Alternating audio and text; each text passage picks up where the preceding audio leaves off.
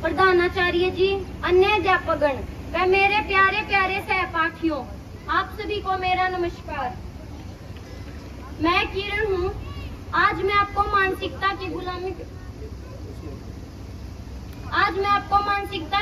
के ऊपर एक भाषण देना चाहती हूँ।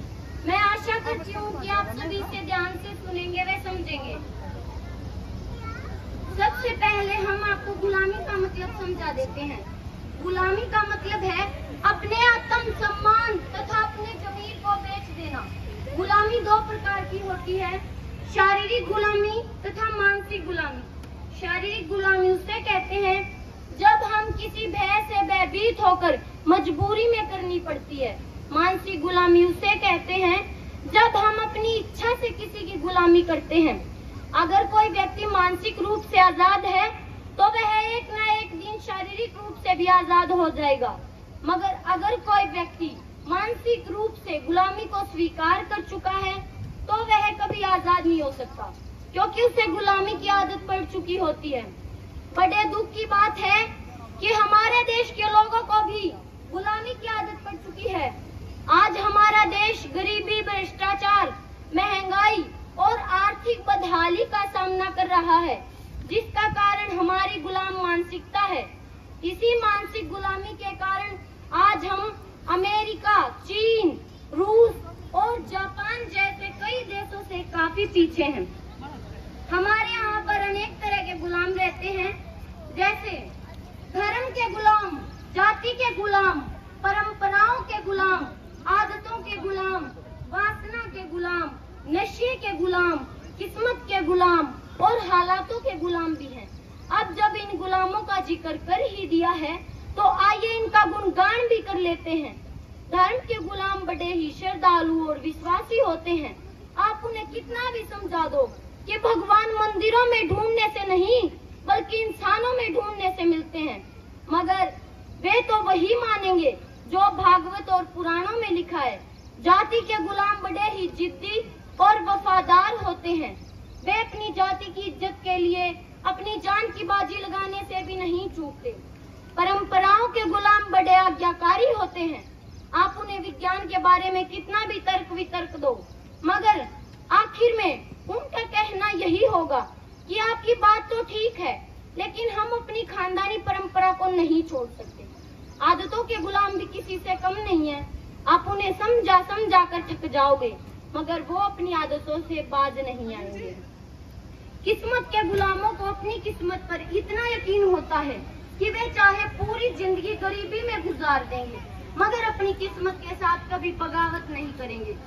नशे के गुलामों को अपनी गुलामी से इतनी मोहब्बत होती है कि वे परिवार छोड़ देंगे, धन छोड़ देंगे, इज्जत छोड़ देंगे, मगर नशा करना नहीं छोड़ेंगे। हालातों के गुलाम हमेशा अपने बुरे हालातों का रोना रोते रहते हैं, बल्कि वे अपने बुरे हालातों से लड़कर उन्हें बदलने का प्रयास नहीं करते। और कितना बताएं आपको गुलामों के बारे में। आजकल तो हमारा देश सोशल मीडिया का भी गुलाम बनता जा रहा है। दरअसल हमारे देश में बच्चे के जन्म के साथ ही उसे गुलामी की जंजीरें पहनानी शुरू कर दी जाती हैं। लड़कियों को बचपन से ही सिखाया जाता है कि तुम अपने पति और अपने बच्चों की गुलामी के लिए पैदा हुई हो, यही तुम्हारा फर्ज है। बचपन में ही माँ बाप उसे एक अनजान खूंटे से बांध आते हैं। वे उससे एक बार भी नहीं पूछते कि बेटी तुम क्या बनना चाहती हो, तुम्हारे सपने क्या हैं। और वो बेचारी सीधी सादी स्त्री अपने परिवार की खुशियों के लिए अपने सपनों को दफन कर देती है, अपने अरमानों का गला घोट देती है।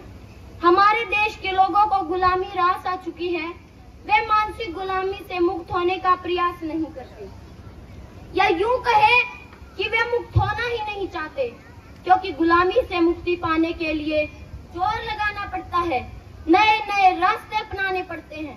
कभी खुद से तो कभी दूसरों से लड़ना पड़ता है। आजादी पाने के लिए संघर्ष करना पड़ता है, परंतु यह सब हमसे कहाँ होगा। हम तो ठहरे निठल्ले और कायर लोग हैं। हमें इतना रिस्क लेने की क्या जरूरत है। हमें तो भेड़ बकरियों की तरह एक दूसरे के पीछे चलने की आदत है। सब आराम की जिंदगी जीना चाहते हैं, कौन बेकार की टेंशन पालना चाहेगा। आखिर होगा तो वही जो में लिखा है। सब कुछ करने वाला तो ऊपर बैठा है, हमें तो बस 2 वक्त की रोटी, कपड़ा और मकान, इससे ज्यादा कुछ नहीं चाहिए। हमारे देश के लोगों को गुलामी की आदत पड़ चुकी है और वे अपनी ताकत को ही भूल गए हैं। वे भूल गए हैं कि उनके पास भी बुद्धि और विवेक है। वे भूल गए हैं कि उनके पास भी प्रतिभा और संभावनाएं हैं जितनी औरों के पास में है। हाँ, एक बात सच है कि किस्मत का लिखा कभी मिट नहीं सकता। हम समय समय पर अपनी किस्मत व ईश्वर को दोष देना कभी नहीं भूलते। हम अपने बुरे हालातों के लिए कभी सरकार को दोष देते हैं तो कभी अपने नसीब को।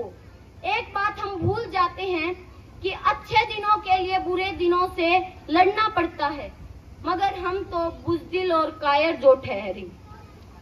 आप भी नहीं चाहते होंगे कि कोई आपके आत्म सम्मान को रौंदे।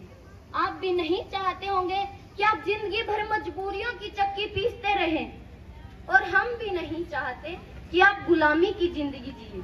यहाँ हमारे का कहने का मतलब यह नहीं है कि आपको कोई काम नहीं करना चाहिए, मगर आप अतिरिक्त प्रयास करके एक ऐसी स्थिति में पहुंचने की कोशिश कर सकते हैं जहां आपको किसी के सामने मजबूर न होना पड़े, और जहां आपका शोषण हो रहा हो, आपके आत्म सम्मान को रौंदा जा रहा हो, वहां आपको काम करने की कोई जरूरत नहीं है।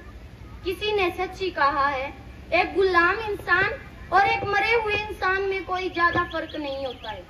जब इंसान को गुलामी की आदत पड़ जाती है तो वह अपनी ताकत को भूल जाता है।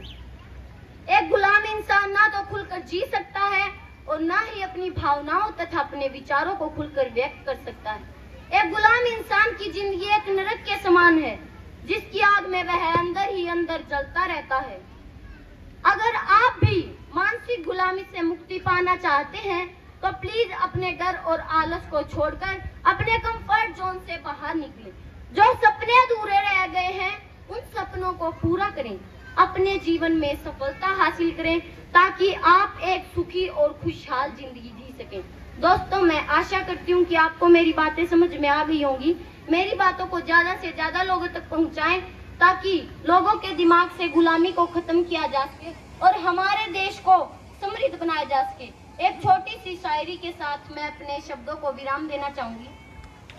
बादशाह हो या मालिक सलामी हम नहीं करते, क्या बादशाह हो या मालिक सलामी हम नहीं करते, क्या बादशाह हो या मालिक सलामी हम नहीं करते, पैसे हो या राजकुमारी गुलामी हम नहीं करते। जय हिंद, जय भारत। धन्यवाद।